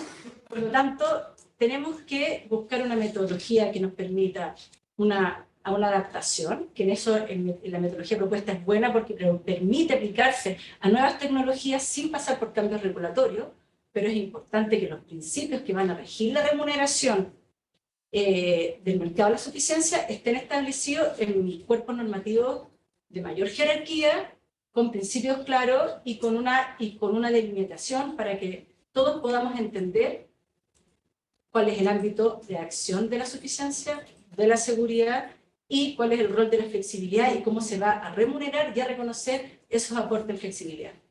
Súper, gracias, Javier. Jorge, de tu experiencia, lo que has visto en nuestros mercados también, ¿qué temas metodológicos podríamos encontrar en el LSC que pudiesen, de alguna forma, tratar de darnos las señales adecuadas para el desarrollo de la matriz energética eléctrica en la forma que la queremos, ¿cierto? Una matriz cada vez más descarbonizada, más limpia, con más renovable? ¿Qué temas metodológicos hay ahí? Hay varias derivadas, ¿cierto? Del LSC, promedio, marginal, muchas cosas que están metidas en el tema. ¿Cómo lo ves? Sí, mira, primero, nuevamente tomar como me gusta a mí mucho referirme a otros mercados, que cada mercado tiene su contexto, pero California partió con esto hace mucho tiempo, e incluso ya el año pasado está pensando dejarlo. El LSC a un lado estamos pensando hacer otras cosas, ¿cierto? Y hay resoluciones que están apuntando hacia esa dirección. Ahora, dicho eso, ¿cierto? Uno dice ya, ok, nos queremos casar con un método, hablarte un poco de los principios. Entonces, y el método, como decía Javier, tiene, el diablo está en los detalles, tiene muchos detalles, y esos detalles no están definidos en el reglamento, quizá van a estar definidos en normas técnicas, ni idea. Voy a hablar de 8 detalles. Primero, cuando hablamos del LSC, ¿cierto? Es decir, el mismo California se aplica en dos contextos distintos. Un contexto, bueno, por ejemplo, para todos los que son de Resource Adequacy, y otro contexto es para todo lo que es Renewable Portfolio Standard. Entonces, ahí entra el apellido LSC Average o LSC Marginal, que algo que se comentó nosotros, ¿cierto? Entonces, el LSC Average, ¿cierto? Es útil para medir el aporte a la suficiencia de un portafolio completo. Entonces, se usa más para los estudios de Resource Adequacy. El LSC Marginal es útil para comparar nuevas opciones de desarrollo en el margen. Entonces, por ejemplo, eso se usa para los Renewable Portfolio Standard. Si uno dijera, por ejemplo, acá en Chile, oye, si es que alguien está pensando comprar energía y pensar mejor en el sistema, bueno, al momento de evaluar quizás la oferta, uno dice, a ver, pásame tu portafolio que me estás proponiendo, tu proyecto que me estás proponiendo y calculo el LSC marginal para ver cuál es el que tiene mejor beneficio para el sistema. Pero no, quizás, no para reconocer a una tecnología completa. Entonces, ese es el primer como detalle, average versus marginal. Segundo detalle, oye, lo mostré un poquito, ¿cierto? Así, ¿cómo voy a evaluar la condición de operación? ¿Voy a hacer un despacho por confiabilidad o voy a hacer un despacho económico?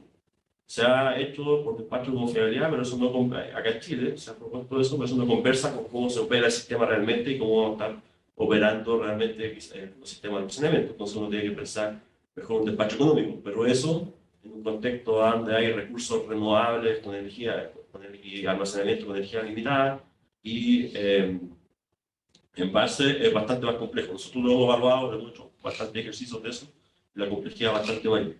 Después, no hemos hablado de una tecnología que es un poco la que viene, que es en realidad una mezcla de dos, ¿cierto? Si vienen las plantas híbridas.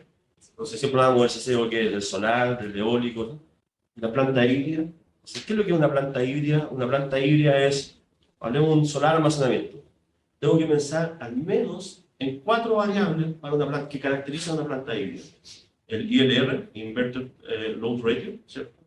Tengo que pensar en la capacidad de almacenamiento versus la planta solar en potencia. Tengo que pensar en el número de horas de almacenamiento y tengo que pensar en la potencia del punto de interconexión. 4 variables. ¿Cómo voy a hacer familia con eso? Es decir, todos los desarrolladores están desarrollando distintas plantas. Oye, que uno tiene una planta de 100 megas con almacenamiento 40, 100 megas con 100, 100 megas con 20, todo el almacenamiento 4 o 5 horas. ¿Qué familia voy a hacer ahí? De hecho, queremos aplicar todo el mismo método a todos, pero en el mismo California, no sé, Santiago Gas and Electric ha dicho, oye, mira, para este tema de los Renewable Portfolio Standard, se evaluaron, no sé, 10 alternativas de sistemas híbridos distintos. Y después llegan a la conclusión, mira, son tantas alternativas que mejor hay que aplicar una heurística. Bueno, Porque en el fondo son muchas las alternativas, digamos. Entonces, al final igual llegan después a ciertas simplificaciones. Ahora, después cuando tengo el sistema híbrido, ¿cuál va a ser la condición de operación de ese sistema híbrido? Voy a tener una condición de operación en donde la batería lo voy a cargar solamente desde la planta solar o también lo voy a cargar desde el sistema. Entonces, bueno, ahí se empieza a complejizar la cosa. Pues las clases de recursos que voy a evaluar. Nuevamente hablé, ¿cierto? Eólico, solar, sistemas híbridos, pero también tenemos solar con tracking, solar sin tracking, ¿cierto? Tenemos los PMGD, tenemos distintas zonas, ¿cierto? Tenemos, como antes, distintos tipos de sistemas híbridos. Por ejemplo, en California se evalúan 3 clases, para los estándar, 3 clases, 6 tipos de subcategorías, ¿cierto? Y 4 zonas. Entonces, bueno, ahí uno va agregando complejidad a esas cosas. La granularidad. Oye, en California se hace mensual. Acá estamos haciendo 8.760. Más tiempo, más recursos computacionales, un poco mayor complejidad, más necesidad de datos también, ¿cierto? El nivel de confiabilidad objetivo, eso es algo súper relevante, ¿cierto? Cambia el nivel de reconocimiento de las distintas tecnologías según el nivel de confiabilidad objetivo. Uno podría decir, no, que el nivel de confiabilidad objetivo va a ser, ¿cierto?, el costo de la unidad de punta dividido por el costo de falla. ¿Ok? Pero eso, por ejemplo, que se ha hecho en el estudio de Europa, supone algo. Y el supuesto que hay detrás es que todas las fallas tienen la misma profundidad. Pero cuando uno hace las modelaciones, eso no es así. Si todas las fallas son muy distintas. Entonces, cuando haga el cone dividido por volt, y ¿cierto?, ahí salga el nivel de confiabilidad objetivo, me da, qué sé yo, 7. ¿Vamos a hacer 7 sabiendo que hay eso? ¿O vamos a hacer aplicar un poco de criterio, ¿cierto? Otro tipo de criterio. Por ejemplo, en Francia, 3 horas por año, Holanda, 4 horas por año, Irlanda, 8 horas por año, Estados Unidos, 2,4 horas por año, se evalúa en California, 0,083 horas por mes, ¿cierto? En Chile, 7,4 horas por mes. Entonces, no es solo llegar y hacer, nivel de confiabilidad objetivo, una fórmula. Hay cosas detrás también y hay temas de objetivos de política, aquí es lo que queremos cumplir. Si vamos a decir 7,6 horas por año, vamos a estar de acuerdo a que tengamos cortes, digamos, en cierta proporción de la demanda, ¿ese número de horas al año o no? Las tasas de falla. ¿Cuáles son las tasas de falla que vamos a asumir acá? ¿Cómo las vamos a determinar? Es decir, está claro, hay estándares para hacerlo, ¿cierto? Está el modelo de 4 estados, etcétera, pero si estamos transicionando la descarbonización, las tasas de falla también están cambiando mucho. Es decir, hace un par de años la tasa de falla de unidades térmicas en promedio, la flota completa era 82%, la disponibilidad hoy día estamos del orden del 75%. En mayo, hasta mayo de este año, unidades de ciclo combinado 66%. Bueno, ¿cuál es el efecto que eso tiene, por ejemplo, en la evaluación del ESC de los sistemas de almacenamiento? Ahí hay otro tema, digamos, ¿cierto? La definición de los escenarios, ¿cuál va a ser los escenarios más críticos? ¿Cuál tecnología voy a hacer? ¿Puede ser a 60? ¿Puede ser 2? ¿Puede ser 3? Voy a hacer escenarios de tasa de falla distinta y con esto termino criterio de convergencia estadística. Entonces, ahí al menos ya mencioné 8 detalles que cada vez son un punto de implementación y llevan cosas muy, muy distintas, ¿cierto? Y tenemos que ver cómo definimos eso, si es que queremos aplicar esto de una manera oportuna también, porque tenemos que tener certeza para definir las inversiones y tener certeza de pago para todas las cosas que hay que hacer en 2025. Ya mencioné que hay un hito de retiro central de carbón que tiene que ser compensada, digamos así, con nueva infraestructura confiable y gestionable, ¿cierto? Para que eso pueda suceder y no, ojalá no tengamos los retrasos que han habido en los últimos meses. Perfecto, gracias Jorge. Stan, tú querías decir algo. Sí, quería hacer un comentario porque hay algo muy preocupante para nosotros, porque cuando nosotros estamos estimando y queremos prestar dinero a un proyecto, contratamos serie de asesores. Siempre también tenemos asesor de mercado o Inodu. Y justamente con este nuevo reglamento, hemos llamado a todos. Y como ayúdennos como decir, ok, ¿por dónde va todo eso? Y eso es un poco la respuesta que hemos escuchado, que depende de 2.000 factores.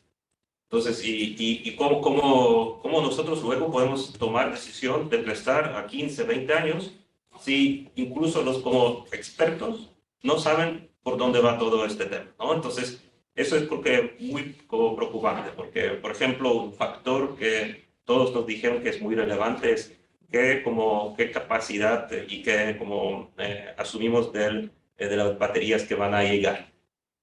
Y bueno, quién sabe si vamos a estar con 3 gigas, con 6, con 8. Creo que cada uno, eso podría ser al final respuesta correcta. Pero luego el resultante para un proyecto solar de cuánto va a recibir bajo el nuevo reglamento, cómo cambia de forma o duplica o es 3 veces o es 0. Entonces, cosas así que creo que hay que también tener cuidado, que el perfecto es un poco enemigo del bueno, ¿no? Y mientras más incertidumbre da, nosotros luego vamos a poder prestar menos y al final el resultado como aspecto por lo menos de energía que va a poder ofrecer el proyecto va a ser más alto, ¿no? Entonces, eso por un lado. Y creo que también otro comentario, porque entiendo que mucha gente quizás lo ve como muy teórico, como tú teórico, siempre se me equivoco y me corrige mis colegas, pero es un aspecto que nosotros vemos de forma muy cerca y eso, por ejemplo, fue un punto muy relevante con esta reforma afectada del PMGDs. ¿Es ley o es reglamento? ¿Cómo se cambia el reglamento? ¿Cómo se cambia la ley? Y eso es un aspecto que bancos de verdad y participantes, imagino que los sponsors también lo ven de forma muy cerca, ¿no? Entonces, traducir todo eso a ley seguramente daría mucho más como servidumbre a todos los actores del mercado. Eso solamente quería. Gracias, Stan. Otra pregunta. Relacionado con lo que nos decía Pierre Consanti sobre la bancabilidad de los REITs, ¿cómo desde la perspectiva financiera ves eso de como elemento que permite reducir el riesgo de los ingresos? Aquí también otro comentario, quizás nosotros entre los banqueros todos pensamos que somos muy sofisticados, pero solamente es una así apariencia muy falsa. Y donde voy con este comentario, porque nosotros para mirando cómo financiamos proyectos, lo más importante es la estabilidad. Entonces, si alguien llega a nosotros y dice, mira, tengo un contrato, se llama REC, ok, tenemos algún contrato, ok, ¿quién es tu contraparte? La contraparte es como standing financiero así como bueno, fuerte, es un contrato take or pay, es un contrato que las partes la pueden como terminar por conveniencia o es como irrevocable y a largo plazo. Y justamente si cumple con ciertos requisitos, se puede llamar REC, se puede llamar cualquier como otra cosa y en este momento lo vamos a considerar. Pero nuestro entendimiento, por ejemplo, en ningún financiamiento que hemos hecho hasta ahora se ha considerado se han considerado RECs dentro, porque al final es un monto tan irrelevante que al final no justifica el tiempo para invertir y analizarlo. Pero por supuesto, si van a llegar contratos de RECs con entidades como contrapartes muy como sólidos, también contratos de largo plazo con un precio que también es fijo, siempre es lo mejor. Porque mientras más simple, mayor como grado de certeza para nosotros. Y si llegan así, lo vamos a considerar sí o sí. Gracias, Stan. We've got a question from the Zoom audience for you guys. In your opinion, how this ELCC methodology interacts with other methodologies, like, for example, demand response? How demand can interact and how demand influences the requirements of the ELCC methodology? Yo tengo un problema con la cámara. And the other question is, why the LCC in CAISO, the solar have a recognition of 11%, while in Chile we have 0%. And we have similar rates of solar penetration in both systems. I may start with the second question first. There's a lot of things that go into an ELCC methodology, and the two questions are actually related. Demand is very important, and the shape of what that demand looks like is going to influence when your net peak hour is. So in California, there may be different heating demand, there may be different electrical or electrification, for example, that results in a different net load profile, and that results in the net peak hour occurring perhaps slightly earlier than it does in Chile. So when solar gets 11%, that is an indication that fairly predictably the net peak hour in California is going to be in summer afternoons when the solar radiation is higher, or in summer evenings increasingly when that net peak demand is high. So a good example here was in 2020, there were blackouts in California, and the peak demand occurred at, I think, 3 p.m. But because of all the solar on the system, the net peak hour when the blackout occurred was at between 7 p.m. and 8 p.m. So I think one reason that the value in Chile is perhaps 11% versus, or in California is 11% versus 0 in Chile may have to do with the fact that California is summer peaking, and that net peak hour may occur at slightly different. The first question, I think, if I understood it correctly, had to do with demand response and how that participates. In certain markets, demand response can either participate as demand, as a predictable reduction in demand, or as supply. And in most cases, it participates as supply. So instead of a contribution of energy toward peak demand, it is a reduction in peak demand. In many markets, including in California, it makes up a fairly large component of the supply mix. The way that they go about it is to see how responsive that demand can be. It's going to depend on the final customer. If it is an industrial application, it may not be quite as flexible as if it's an aggregation of home thermostats, for example, where you can send a predictable pricing. It depends a little bit on exactly how you go about calculating ELCC for demand response. It is important, though, to consider, this is something that I think, if my Spanish is correct, that Jorge was saying, it is very important to consider them holistically, to capture feedback loops between solar and storage and hydro, and treat it all together, and not to treat it as standalone classes. But ultimately, demand response is going to be a very large part of the energy transition, and capturing ELCC correctly for demand response, just like you do for solar and hydros.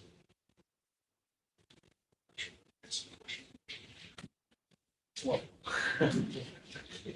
Thank you. Bueno, ya estamos llegando al final, así que les quiero dar solamente un minuto, por favor, un minuto para algunos comentarios finales y poder dar el cierre a esta actividad. Javiera, quería empezar contigo. Yo creo, como comentario final, que creo que vamos en un camino correcto en términos de repensar el mercado de la suficiencia para alinearla con los objetivos que, como ya dije, como país no hemos planteado. Pero creo que la propuesta que está actualmente en Contraloría debe ser repensada, debe ser perfeccionada y debe enfocarse con entregar esas certezas regulatorias, jurídicas, que hoy día no están presentes en la propuesta. La propuesta faltan elementos claves para poder entender la cabalidad, para poder proyectarla. Por mucho tenemos que definir los procesos, los periodos transitorios de manera clara. Y pese a que hay algo que no se había tocado, que creo que pese que lo plantearon con respecto al impacto en las solares y junto a cuál es la lógica con el transitorio. Y aquí me quiero detener porque hay que tener cuidado cuando las metodologías, en este caso, no están claras, por mucho que su implementación se postergue en el tiempo. Ese plazo, esa transitoriedad, no cumple justamente el objetivo, que es preparar el mercado y dar las señales para este nuevo cambio regulatorio.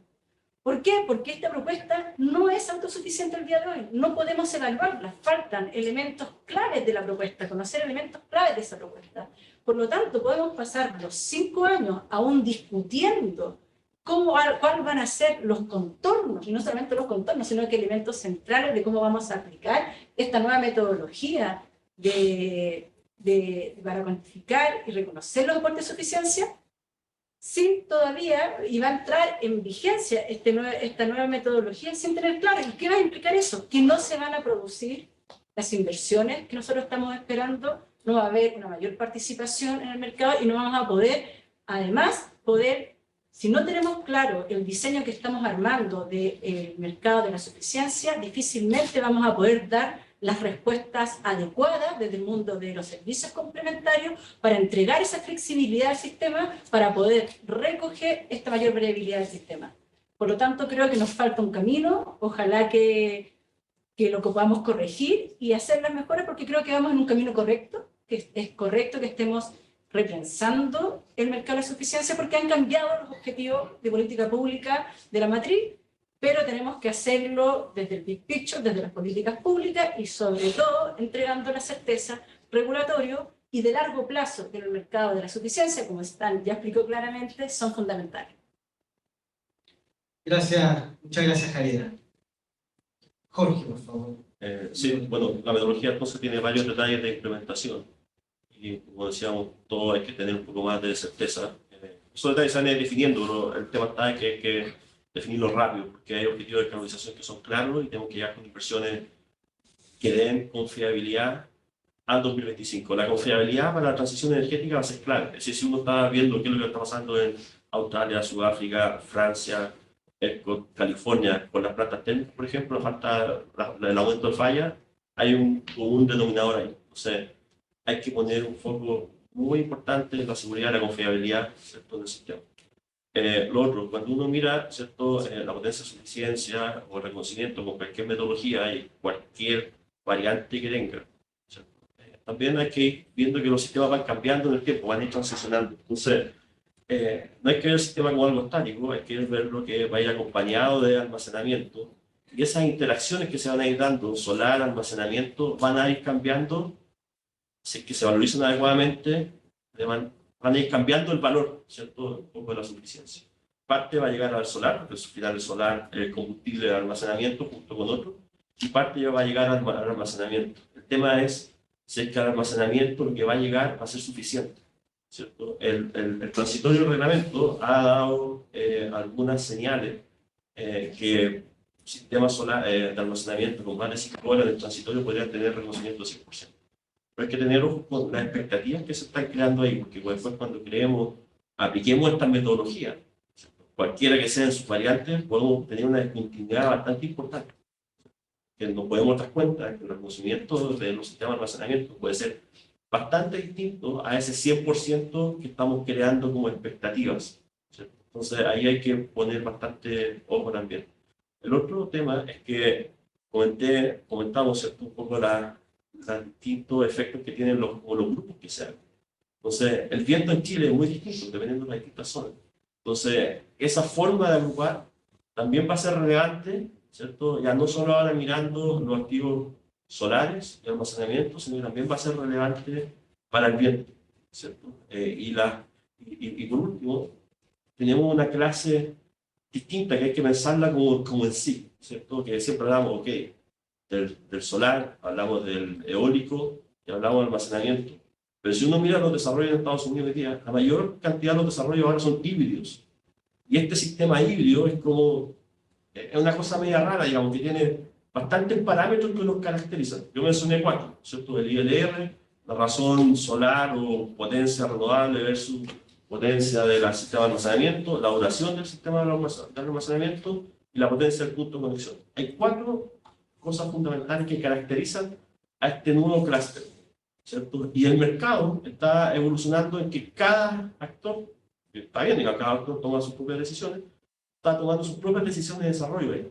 Entonces tenemos que hacer una metodología práctica que pueda tomar esas cosas, ¿cierto?, y las diferencias que ellas tengan, y tratar de, en el fondo, caracterizar adecuadamente el arca 9, digamos, el arca 9 completa ahí, digamos, ¿cierto? Es decir, el solar de las distintas zonas, el viento de las distintas zonas, y los sistemas híbridos, con sus 4 parámetros que nos caracterizan, ¿cierto? Ahí tenemos toda la familia de los monos, ¿cierto? Entonces hay que entender un poco eso cuando estemos diseñando también una metodología, digamos, que sea práctica para ese tipo de cosas. Gracias, Jorge. Stan. Mensaje muy rápido. DNB como banco sigue con un mandato muy fuerte aquí para ir y apoyar el cambio de la matriz. Entendemos que hay que hacer cambios y creo que por ningún momento estamos así negando estos. Y creo que ya tenemos también ejemplos de cambios que se han hecho relativamente bien. Por ejemplo, como el DS244 al DS288. Entonces, hay ejemplos que se pueden hacer cosas bien. Por ejemplo, también nos gusta la implementación del nuevo FEC. Es mucho más como amigable, etcétera. Por supuesto, hay que hacerlo rápido porque hay proyectos que están muy afectados por este congelamiento de varias variables. Pero de todas formas, creo que el mensaje más fuerte para autoridades es que reconozcan un poco, y lo digo de forma humilde, nuestro rol del sistema bancario y cuenten con, al final, nuestro apoyo, porque estamos disponibles aquí para ir y ayudar, expresar un poco, a veces incluso guiar cómo se podrían hacer ciertos cambios, porque en el mundo, de verdad, hay muchísimo capital barato, y manejando bien las cosas, uno puede al final atraer todo este capital barato y al final ayudar al crecimiento del país y entregando como energía más barata a toda la gente. Muchísimas gracias, Stan. Bueno, estamos llegando ya al final y al cierre de este evento. Además de agradecer, por supuesto, a nuestros panelistas y al equipo de Pierre Consulting Group por la presentación, la interesante conversación que hemos tenido no solo hoy día, sino en estos días también. A todos los participantes llegamos a una demanda PIC, ¿cierto?, de 192 conectados en el Zoom. Pero para finalizar este evento le voy a dar la palabra a Analía Rojas, directora ejecutiva de Acera, para que nos dé unas palabras de cierre. Analía, el micrófono es tuyo. Gracias. Si te paras por acá, te ven en la cámara de Zoom. ¿Okay? Perfecto. Ahí. Oye, muchas gracias. Yo les pido disculpas de no haber participado con ustedes hoy día. Tuvimos una last call del Ministerio de Energía junto con el Ministerio de Economía para anunciar hoy día precisamente, y por eso coincidió con nuestra organización, de una mesa de proinversión que se ha configurado con distintos grupos de trabajo para abordar ciertas materias que parecieran ser esas materias de carácter urgente, de corto plazo, para un trabajo de entre 1 mes y medio a 2 meses de análisis y de recolección de fundamentos, opiniones, análisis. Y creo que con bastante satisfacción podemos anunciar que una de esas mesas y de las prontas que se van a organizar y a lanzar es la mesa de la potencia y suficiencia. El Ministerio, creo, ha recogido la relación además entre la importancia de las definiciones de este reglamento propiamente tal con el impacto en las inversiones, y por lo tanto la mesa se va a iniciar el próximo 5 de septiembre, o sea, la próxima semana, para hacer un tratamiento de también análisis. Creo, además, intuyo, ¿no?, que nuestro input, nuestro trabajo, el trabajo de Pierre Consulting, los agradecimientos a Ethan y a Peter, han podido entonces calar, ¿no?, en la reflexión del Ministerio respecto de la importancia de hacer un reanálisis de lo que hoy día está en la Contraloría. Así que vengo llegando con la noticia fresca. También les agradezco la presencia. Tuvimos 80 personas acá en la sala, 174 en PIC, no sé, 194 personas conectadas por Zoom, lo que da cuenta de la importancia de este tema, de todas las materias y las mesas que estuvieron anunciadas hoy día. El reglamento de potencia es la única materia que se relaciona con la visión de tarificación del sistema. Las otras son probablemente, bueno, está el tema de permisos, que también obviamente es muy importante, está el tema de la seguridad de la infraestructura, ¿no?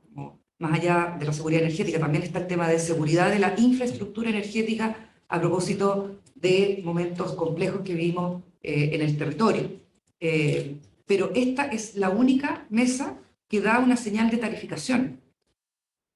Y evidentemente para todos es relevante y casi de perogrullo entender que las señales de inversión se van a dar en la medida que el tratamiento de las tarifas sea el adecuado. Así que eso creo que es una buena noticia a efectos del trabajo que hemos desarrollado, encabezado por Acera, pero con la visión de muchas empresas que entendieron tempranamente de las afectaciones del reglamento, ¿cierto?, a las inversiones, sobre todo las ya que están anunciadas o ya en operación, y que por lo tanto ahí había que hacer un trabajo. Así que eso para cerrar. Les doy las gracias también al panel, a Stan, también a Javiera, a Jorge, a Ethan y Peter por el trabajo, a Darío, gran moderador. Además, me enorgullece también tener este equipo tan sólido que nos acompañe en esta discusión. Así que muchas gracias. Sergio del Campo también, agradecimientos particulares por haber empujado esta discusión. Y nos vemos hasta una próxima, ojalá que sin tanta polémica, ¿cierto? Y tanto trabajo que ha derivado de este análisis, pero sí para ampliar la discusión y la visión de cómo descarbonizamos aceleradamente con una inversión de buena calidad. Gracias a todos.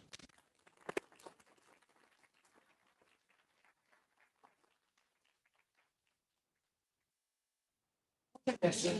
Perdón a la ausencia, pero